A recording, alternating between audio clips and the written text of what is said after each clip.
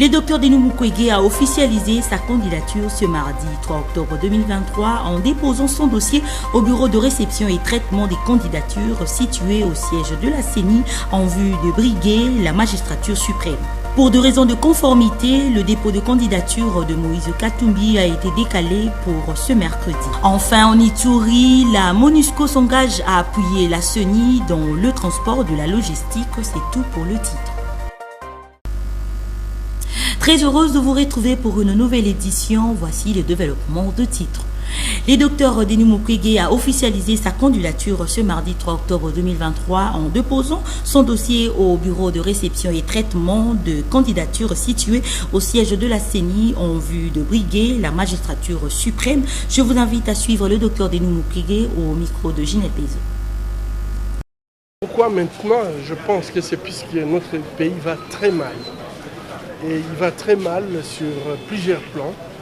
Je crois qu'aujourd'hui, nous sommes devant une crise qui est une crise existentielle.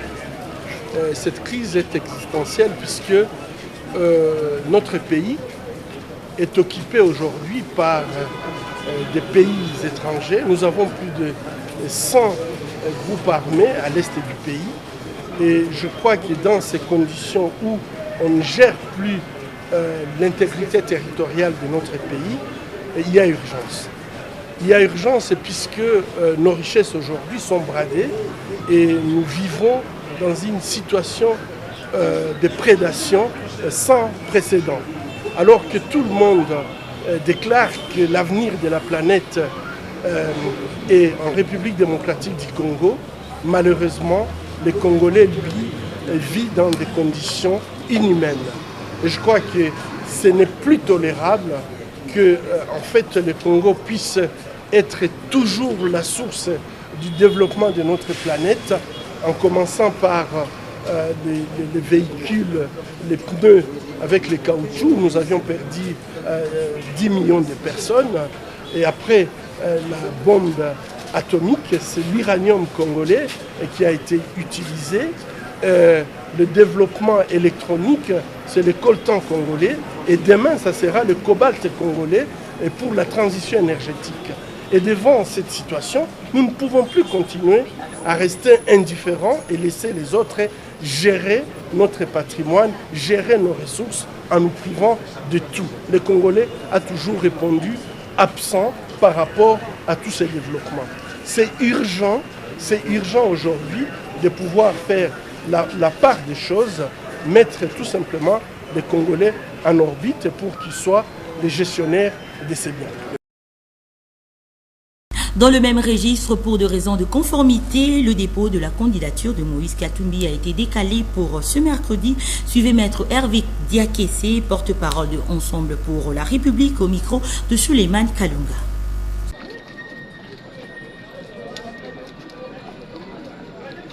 Comme vous le savez, aujourd'hui, c'est le dépôt de la candidature du président Moïse Katumbi comme futur président de la République démocratique du Congo. Notre équipe d'avance, qui travaille étroitement avec la CENI, nous a précédés pour amener l'ensemble de son dossier de candidature qui est, conformément à la loi, au complet. Il n'empêche que la CENI nous a prié de pouvoir, à côté des pièces certifiées conformes dûment au regard de notre législation, lui apporter aussi les originaux.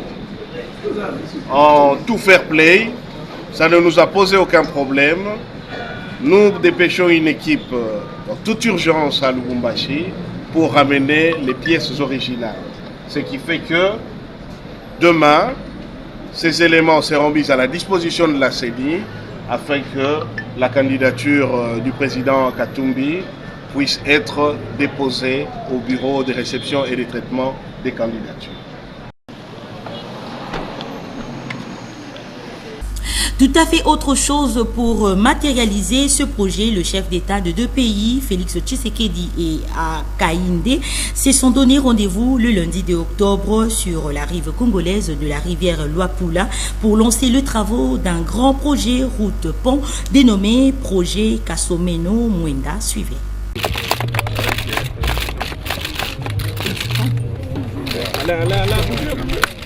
C'est effectif. Le projet de construction de la route Kasomeno-Kasenga-Tchaloué passe à sa phase de matérialisation des travaux majeurs.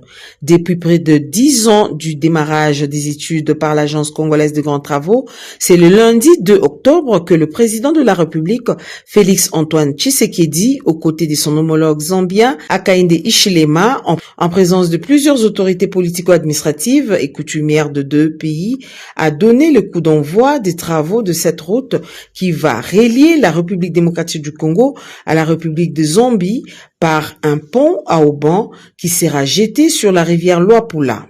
Ce projet ambitieux d'un impact socio-économique, voire intégrateur dans les pays d'Afrique australe, sera réalisé dans les deux États par la société Groupe européen de développement JED Africa sur le financement principal de Duna Asfet. En sa qualité de maître d'ouvrage congolais, le ministre d'État aux infrastructures et travaux publics, Alexis Guissaro Mouvouni, a laissé entendre qu'il s'agit d'une journée marquée de lettres d'or et a démontré le sens de la coopération et l'intégration régionale entre les pays africains. C'est une journée marquée de lettres d'or parce que vous avez ici une illustration de ce que devrait être la coopération ou l'intégration régionale entre les pays africains. Nos deux chefs d'État, le président zambien ainsi que le président de la RDC, viennent de poser la première pierre de ce projet, qui est un projet, comme je disais, intégrateur, parce que nous sommes ici sur la rivière Luapula, qui est la rivière qui sépare nos deux pays, la Zambie ainsi que la République démocratique du Congo. Et le fait de jeter un pont au-dessus de cette rivière, c'est comme si nous jetons également les bases d'une coopération, d'une collaboration entre les deux pays, entre les deux peuples frères. Au travers de ce projet, nous allons impacter les populations du coin, c'est-à-dire ici dans la province du Haut-Katanga, particulièrement dans les territoires de Kasenga, mais également dans la province voisine de Luapula, en passant par Mwenda. Donc nous sommes très heureux de voir ce projet commencer véritablement avec cette impulsion donnée par les deux chefs d'État. Et notre joie, c'est que toutes les parties prenantes, que ce soit l'Agence congolaise des grands travaux, que ce soit JED, RDC comme Zambie, le ministère des Infrastructures, nous sommes tous engagés pour que ce projet puisse être non plus un rêve, mais une réalité pour ces populations dans les 36 mois. Cette route d'une longueur de 300 km permettra de raccourcir le trajet de Dar es Salaam à Lubumbashi d'environ 285 km. Ceci sera un bénéfice pour des transporteurs fréquentant cette région. We believe it will foster substantial socio-economic growth in the Luapula province in Zambia and in the Haut-Katanga province here in the Democratic Republic of Congo. Nous sommes fermement convaincus que le projet va favoriser une croissance socio-économique considérable dans la province de Luapula en Zambie et dans celle du Haut-Katanga en RDC. We humbly thank both the government of the Democratic Republic of Congo and the government of the Republic of Zambia for their continued support and trust. Nous remercions humblement le gouvernement de la République démocratique du Congo et le gouvernement de la République de Zambie pour leur appui constant et leur confiance. Le projet ne constitue pas seulement un témoignage de votre forte amitié souveraine, we further thank our government project partners, mais également une étape importante vers votre prospérité partagée. Ainsi, la RN35 sera bitumée et asphaltée jusqu'à Tchaloué sur environ 94 km. Les Zambiens également vont bénéficier de la modernisation de la route M3 sur 85 km depuis le pont jusqu'à Mwenda. Les populations de ce pays frère vont, des parts et d'autres du pont fluvial, bénéficier d'un poste frontalier à guichet unique et une gare à péage avec des parkings et entrepôts associés seront implantés. D'où 4 postes de péage satellites seront tout de même installés. Le péage devait être ouvert tous les jours. La gestion des frais de péage et les systèmes d'enregistrement des marchandises seront informatisés.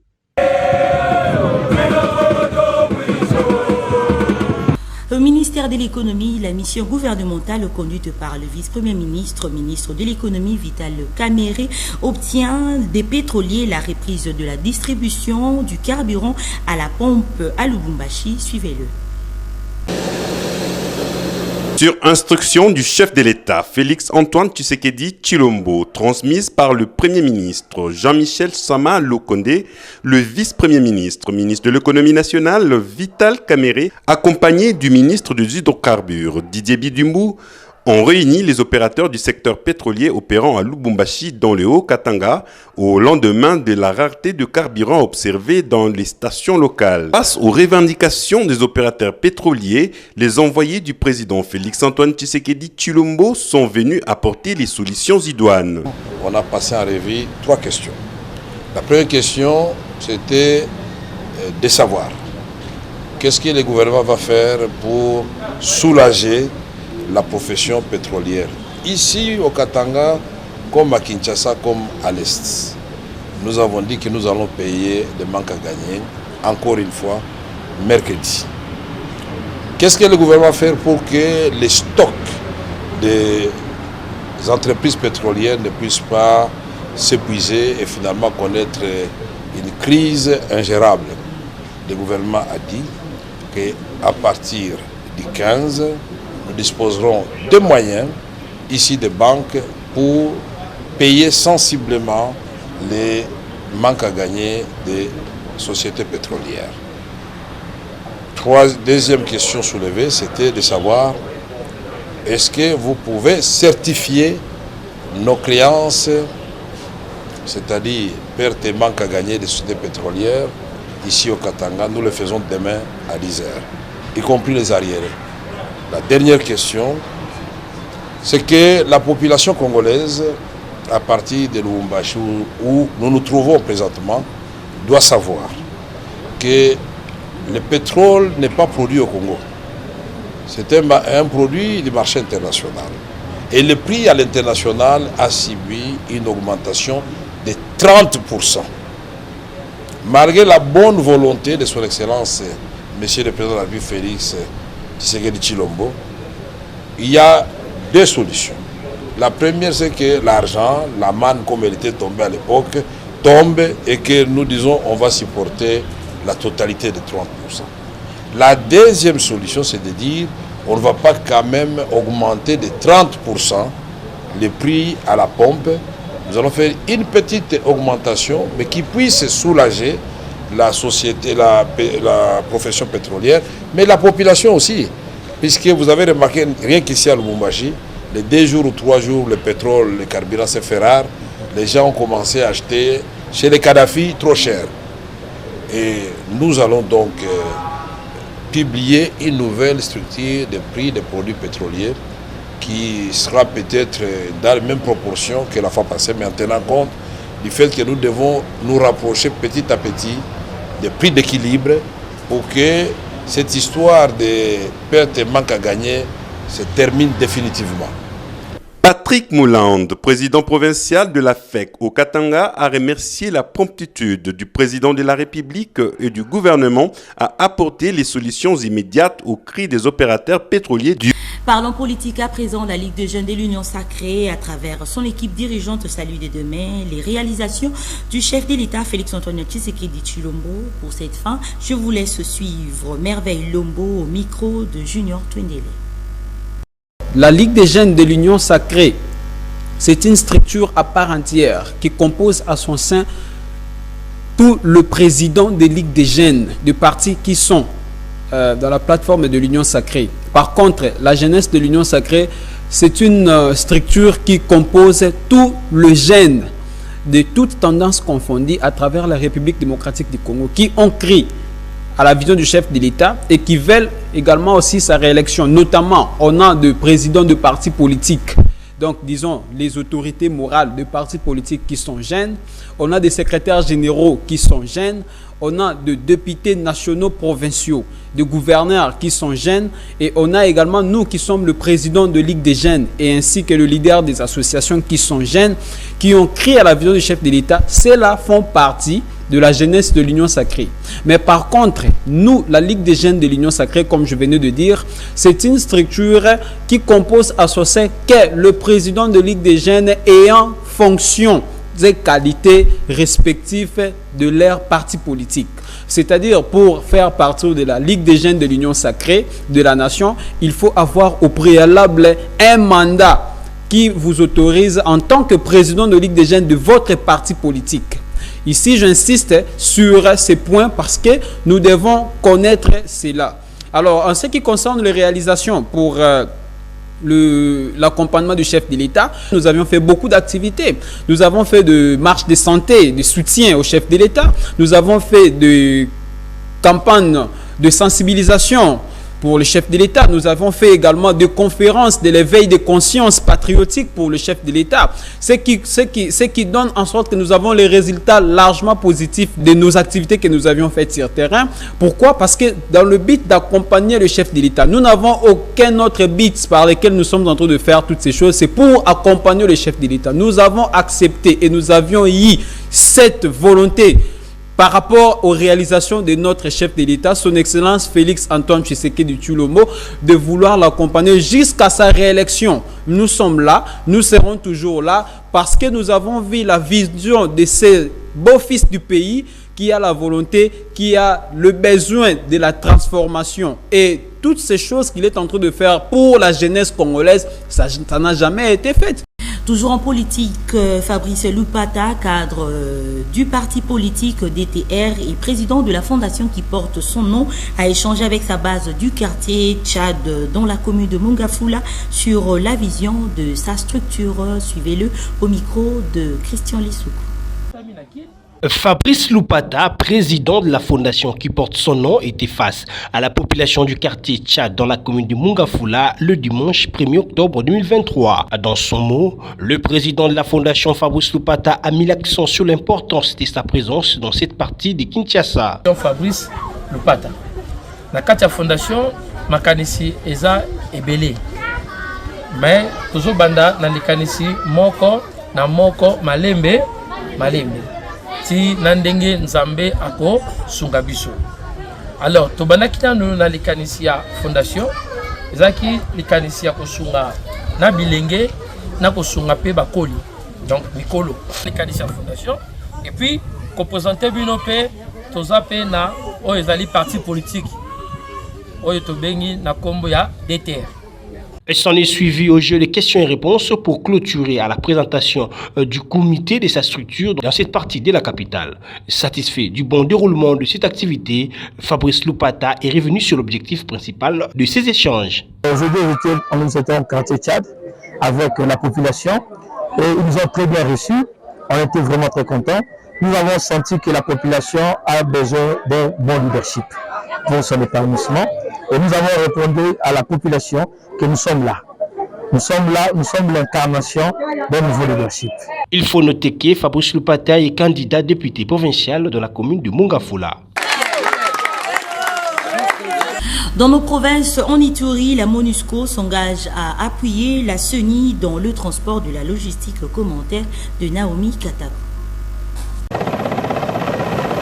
La MONUSCO réaffirme son engagement logistique d'appuyer la CENI dans les transports de kits électoraux dans des zones inaccessibles. En prévision des élections de décembre 2023, ceci conformément au mandat lui confié par le Conseil de sécurité des Nations Unies. Kassim Diane, représentant spécial adjoint du secrétaire général des Nations Unies en RDC, en charge des opérations de maintien de la paix et de la protection, l'a dit ce lundi 2 octobre 2023.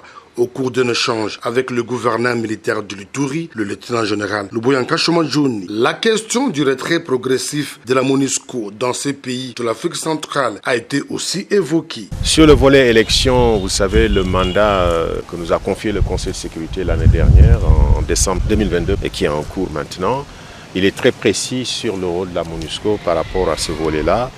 C'est en fait un volet de soutien logistique et opérationnel dans les 3 provinces où nous sommes encore, c'est-à-dire le Sud Kivu, les 2 Kivu et l'Ituri. Donc, comme vous le savez, il y a quelques mois, à la demande des autorités, nous avions déjà transporté le matériel électoral dans ces provinces-là. et nous sommes entièrement à la disposition des autorités pour continuer ce soutien logistique et opérationnel. Depuis son déploiement en RDC, la mission des Nations Unies pour la stabilisation au Congo a toujours été un partenaire par excellence du gouvernement congolais sur les plans de développement et des opérations. Toujours en Ituri où séjourne le vice-premier ministre en charge de la fonction publique Jean-Pierre Liaou a lancé officiellement le contrôle des agents de l'État. Commentaire de Naomi Katakou une fois de plus. Aussitôt entré en fonction, le vice-premier ministre et ministre de la fonction publique Jean-Pierre Liaou Eboua voudrait avoir la maîtrise de l'effectif des agents et fonctionnaires de l'État. Objectif, améliorer l'enveloppe salariale de ces derniers. Voilà ce qui justifie le lancement ce lundi 2 octobre 2023 ici à Bunia du contrôle biométrique des 11 604 agents de l'État de l'Ituri. Cérémonie présidée par le gouverneur de l'Ituri qui s'allie cette opération. Souvent, je suis avec la commission ici. C'est tout le temps qu'il y a des voyages à Kinshasa, tout le temps qu'il y a des choses à régulariser. Mais vraiment, je voudrais que vous profitiez de cette opportunité pour que le travail soit bien fait. Merci et bon travail. Et sur ce mot, je lance l'identification du personnel de l'État ici. Le chef de la délégation de la fonction publique, Massoso Antonio, donne les étapes à suivre lors de cet exercice. Le numéro matricule n'est pas un héritage. La mort, c'est un destin pour tout le monde. Si vous mourrez, vous partez avec votre numéro matricule. On ne peut pas hériter ça. Ton frère ou bien ta soeur ou bien les enfants ne pouvaient pas hériter ça. Le chef de division de la fonction publique à Ituri, le premier à obtenir sa carte de main de l'autorité provinciale, exprime sa joie. Le sens que moi j'accorde à cette carte, c'est purement exceptionnel parce que depuis que nous sommes dans l'administration publique, nous n'avons pas été identifiés comme agents de carrière du service public de l'État, même si nous sommes fonctionnaires qui touchaient des salaires à la prime, mais nous étions toujours comme des agents qui doutaient de la carrière où nous sommes fonctionnaires. Cette première vague de contrôle biométrique ne concerne pas l'enseignement supérieur et universitaire, le PESTI, aussi bien la recherche scientifique. 23 jours durant ce contrôle biométrique se fera en attendant la deuxième vague. En justice, le chef Iboula Sipari Gobert de la province de Kwango a saisi le Conseil d'État au sujet d'un arrêté ministériel qui, selon eux, sème du désordre dans cette contrée. Suivez cet élément de Guilhem Mayamba. À en croire les conseils du chef Rigobert Iboula Sipa, les grands Sa Majesté Kianfu de Kasongolunda, il s'agit du dépôt au Conseil d'État d'une requête portant annulation de l'arrêté ministériel qui continue à s'aimer les désordres dans la province du Kwango et d'ajouter que l'arrêté viole intentionnellement les procédures en la matière. Cet arrêté est entaché d'irrégularité et de vices de forme et de procédure relative à l'intronisation de grand chef Kianfu de Kasongolunda en la personne de M. Iboula Sipa Rigobert qui effectivement a été intronisé et reconnu par ce qu'on appelle le Kaka et le prince de la contrée. Voilà la raison pour laquelle nous sommes ici. Par ailleurs, il n'existera qu'un seul Kianfu Kasongolunda en la personne de Sa Majesté Kianfu Iboula Sipa Rigobert, le seul investi par les anciens dans le strict respect des us et coutumes. Saisissons ce jour le Conseil d'État pour en découdre avec cet arrêté qui continue à semer désordre et confusion dans les pouvoirs du grand chef Kianfu Kasongolunda. Nous saisissons aussi cette opportunité pour informer toute notre population qu'il n'existe et n'existera qu'un seul Kianfu Kasongolunda en la personne de Sa Majesté Kianfu Iboula Sipa Rigobert, le seul investi par les anciens Bakaka, Fumusangu Mwaku, Kambamba et les autres dans le strict respect des us et coutumes Lunda au Kwango. Du reste, nous invitons les uns et les autres au calme. Pas de tueries, pas de fausses accusations, des menaces parmi notre population. Laissons le temps à la justice de faire son travail. En attendant la suite réservée à la requête introduite au Conseil d'État à ce sujet, les grands chefs, Sa Majesté Kianfuka Songolunda, Kwango, Kwilu, Congo central et Angola, Iboula Sipa Rigobert, appellent les uns et les autres au calme. Bouclons ce journal par cette information à Kitambo Magasin. La police va en guerre contre les vendeurs qui entourent cette contrée. Suivez ce reportage. Espace libre, circulation rapide et déguerpissement de vendeurs au bord de la chaussée, tel est le constat fait ce mardi 3 octobre 2023 au rond-point Magasin dans la commune de Kintambo dans une opération exécutée par la police nationale congolaise. Pour cause, l'assainissement de ce coin de la capitale qui passe par l'éradication de marchés pirates, interpellation de vendeurs dans le rail, destruction des étalages. Face à cet état de choses, l'opinion s'interroge du sort réservé à ces pauvres habitants généralement sans emploi.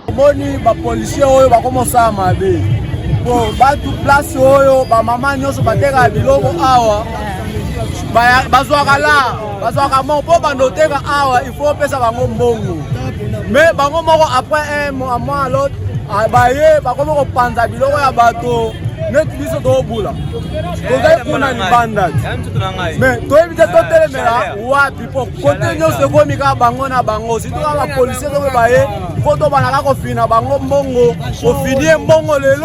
lobi aye ko bengana yo surtout major ya sika pena asali biso passe ba mère ko le place ko continuer na wenze ko sala ba mesa le ba teka pe wenza pe bien te a pe ko ko pe lo mo be ko sala ko tika la bien pour ça et ça pe moi ja mo ko na place et ça fait biso bien to bika ka awa et tika za veve policier mo ba na capitaine na kufa tika na bana so boko la bana kaka na magasin Kitambo awa soki na terite bana ba ko lia te.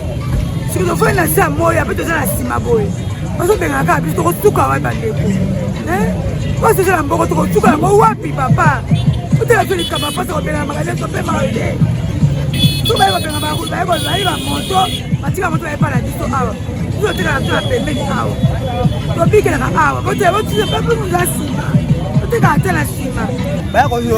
Osoela bango boyebolo kwa sababu sele bango wenze awa batenso nyoso na kata raya kwa amuda iso nyoso na kati na rai mais na kopana majorité moni iso na pokwa bafi bateka bilamba awa aya ko bambongo na bango awa bafi bateka mais biso.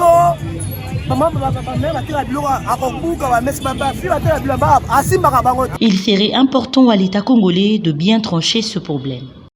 Nous sommes arrivés à la fin de cette grande édition du journal. Messieurs et dames, suivez les rappels de principaux titres. Le docteur Denis Mukwege a officialisé sa candidature ce mardi 3 octobre 2023 en déposant son dossier au bureau de réception et traitement des candidatures situé au siège de la CENI en vue de briguer la magistrature suprême. Pour des raisons de conformité, le dépôt de candidature de Moïse Katumbi a été décalé pour ce mercredi. Enfin, en Ituri, la MONUSCO s'engage à appuyer la CENI dans le transport de la logistique. C'est tout pour le titre. C'est ici que nous mettons un terme à cette grande édition du journal. Merci de nous avoir suivis. Nous disons un grand merci à l'équipe rédactionnelle. Au revoir.